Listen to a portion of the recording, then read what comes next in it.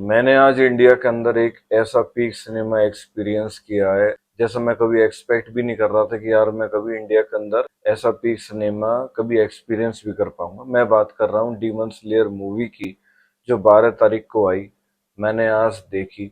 मैं बस देखने के बाद यही चीज कहना चाहता हूँ कि मैंने एक चीज पहले कही थी जब मैंने डीमन स्लेयर का सीजन 1, 2, 3, 4 और उसके बाद जो उसकी मूवी थी वो देखी थी कि यार जो ये पीक है इसको शायद कोई और मुश्किल ही टच कर पाएगा। और कंपनी ने कहा, खुद की ही कंपनी ने, कि होल्ड माय बियर।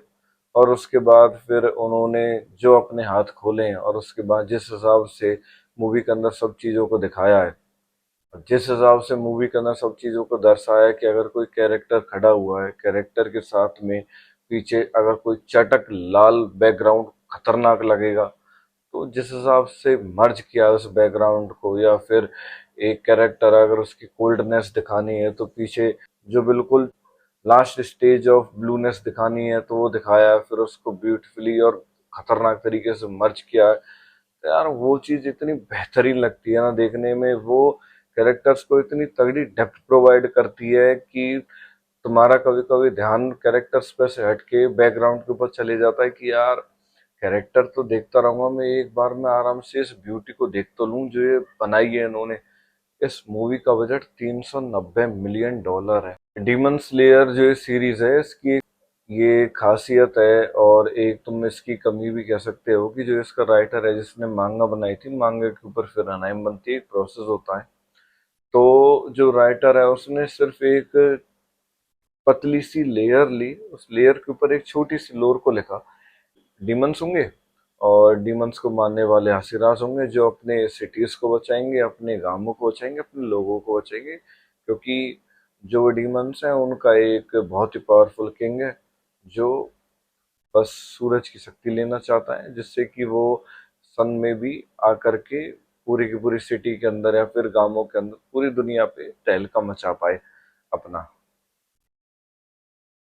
इसके ऊपर ये जो स्टोरी है प्रोग्रेस करती है, और जिस हिसाब से वो इस लोर को सेटअप किया है वो बहुत बड़ी बात है। क्योंकि जो ये चीज़ है ये चीज़ बहुत सिंपल है, पर इसके बाद जिस हिसाब से उन चीज़ों को सेटअप किया है, जिस हिसाब से उन चीज़ों को दिखाया है, जिस खतरनाक तरीके से जितने भी कैरेक्टर्स हैं उन कैरेक्टर्स के बैकग्राउंड को लिखा है, उन कैरेक्टर्स की लोर को लिखा है, उन कैरेक्टर्स को कैरेक्टराइज किया है, उन कैरेक्टर्स को जिस तरीके से डिफाइन किया है वो बहुत बड़ी चीज़ है। और जिस तरीके से स्टोरी को डिफाइन किया वो बड़ी और खतरनाक चीज़ है। क्योंकि यही एक चीज़ है, ये एक चीज़ है जो डीमन स्लेयर को फेमस बनाती है। दूसरी चीज़ है कि अनफोर्टेबल की एनिमेशन, क्योंकि अनफोर्टेबल की एनिमेशन इकलौती ऐसी एनिमेशन है जो डीमन स्लेयर जैसी चीज को जस्टिस दे पा रही है। जिस हिसाब के इसके अंदर फाइट सीक्वेंसेस हैं, जिस हिसाब से स्टोरी को चलाते हैं इस मूवी के अंदर, जिस बेहतरीन तरीके से स्टोरी के साथ साथ में फाइट को दिखाया है वो बहुत ही ज़्यादा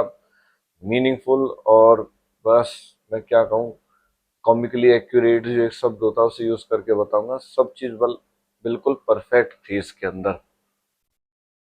और पर मूवी है, अब जैसे मूवी की मैंने इतनी तारीफ करी, हालांकि मूवी की मैं 1 डेढ़ घंटे तक और तारीफ कर सकता हूँ। क्योंकि मूवी के अंदर ओरिजिनली अगर देखूं तो कोई कमियां है नहीं, बस एक है जो छोटी सी, बहुत छोटी सी कमी है। तो जो मूवी के अंदर बैक फ्लैश थे What did he say? से ज्यादा थे। हालांकि मुझे तो उस चीज से कोई दिक्कत है नहीं, पर फिर भी जो लोग होते हैं, लोगों को था कि बहुत से लोग हैं वो कह रहे थे कि ये मूवी के अंदर फाइट सीक्वेंस कम है और पीछे की जो बैक स्टोरीज हैं कैरेक्टर्स की वो थोड़ी सी ज्यादा डाल दी है। और इस चीज से हालांकि मुझे तो ना कभी दिक्कत हुई है ना मुझे कभी दिक्कत होगी, क्योंकि बैक स्टोरी एक ऐसी चीज होती है जो कैरेक्टर्स होते हैं, कैरेक्टर्स को रिफाइन करती है, कैरेक्टर्स को डेप्थ प्रोवाइड करती है और तुम्हें कैरेक्टर्स के बारे में बताती है कि यार कि ये जो कैरेक्टर है जिसे तुम स्क्रीन पर देख रहे हो, जिससे तुम और भी खतरनाक तरीके से कनेक्ट कर पाओ, जो चीज इस मूवी के अंदर होती है। हालांकि मेरा भाई साथ में गया था मूवी देखने के लिए, वो कह रहा था लब यार बैक स्टोरी थोड़ी ज्यादा थी, जो कि मैं मान भी रहा हूँ थोड़ी सी ज्यादा थी। पर उसके लिए वो चीज कभी कभी चलती भी है, कभी कभी उसको दिक्कत सी होती है। तो वही वाली बात है कि उसे इस मूवी में वो दिक्कत हुई नहीं, क्योंकि वो ऐसा खो चुका था मूवी के अंदर, वो बैकग्राउंड और कैरेक्टर्स के अंदर, कि उसका इस चीज पे ध्यान ही नहीं गया।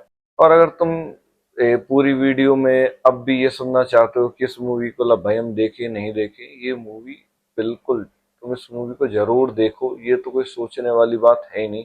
तुम्हें इस चीज के लिए रिव्यू तो देखना है ही नहीं, तुम जरूर जाओ। अगर अब भी करंटली शो लग रहे हो तो तुरंत जाके टिकट बुक करो, और जितने बड़े थिएटर में जाकर के, जितने बड़ी स्क्रीन पे जाकर तुम देख सकते हो तुम देखो, क्योंकि ये एक्सपीरियंस बार बार नहीं आता है। ऐसे टाइप के एक्सपीरियंस एक बार आते हैं, फिर हम सोचते हैं कि हमने थिएटर में क्यों नहीं देखी, क्योंकि टीवी पे जो वो सीन है, जो वो थ्रिल है, जो सब चीजें आती हैं, तो लगता है कि यार ये तो थिएटर एक्सपीरियंस है। तो ये थिएटर एक्सपीरियंस ही है मूवी, बस मूवी है। अब हालांकि बात करने को तो मैं मूवी के ऊपर और भी बात कर सकता हूँ, पर फिर वही है कि मैं स्पॉइल करने लग जाऊंगा तो फिर दिक्कत हो जाएगी। मैं स्पॉइल करना नहीं चाहता, क्योंकि ये एक ऐसा सिनेमा है जिसे तुम खुद एक्सपीरियंस करो, जिससे तुम आगे के लिए और एक्साइटेड हो। अभी इसके 2 पार्ट और आएंगे, इसलिए क्योंकि उनके अंदर और जो हंसी राज है उनकी स्टोरी को भी कंटिन्यू किया जाएगा, साथ में जो मूवी की और जो पूरा पूरा प्लॉट है उसको भी साथ में